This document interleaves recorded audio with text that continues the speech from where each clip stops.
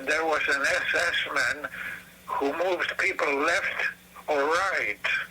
We were motioned in opposite direction, so I went back to the German factory, and I never saw my mother again. A Holocaust survivor who escaped the Warsaw Ghetto during World War II and made it to Winnipeg is helping host a special online event to coincide with the International Day of Commemoration in memory of Holocaust victims. Dr. Stephen Carter and his parents were trapped inside the Warsaw Ghetto when it was sealed off by brick walls and barbed wire fences. And that's when he lost both his parents to the Nazis there.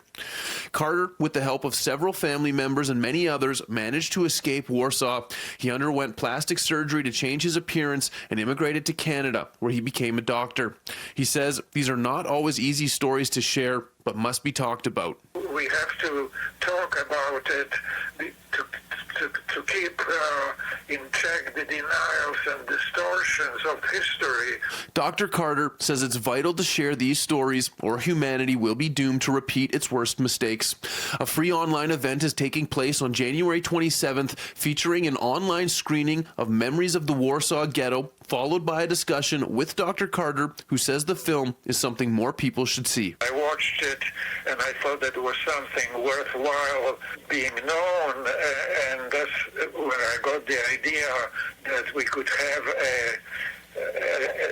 the coming webinar, because last November was 80th anniversary of the sealing of the Warsaw Ghetto. The online event is free to attend and is hosted in partnership with the Canadian Museum for Human Rights and the Jewish Heritage Centre of Western Canada. The film being shown tells the story of another boy who survived the Warsaw Ghetto after going deaf from being hit in the head with the butt of a rifle by a Nazi soldier. So the movie is quite unusual in that it shows it from the perspective of a deaf person.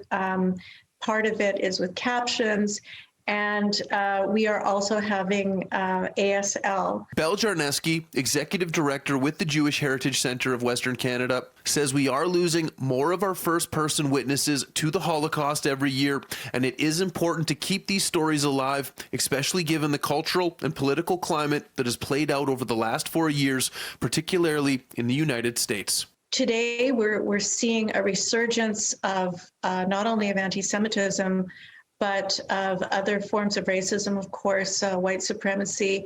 And very frighteningly, I think we are seeing and hearing some of the same things that we saw in the 1930s. In Winnipeg, Mark Neufeld, City News.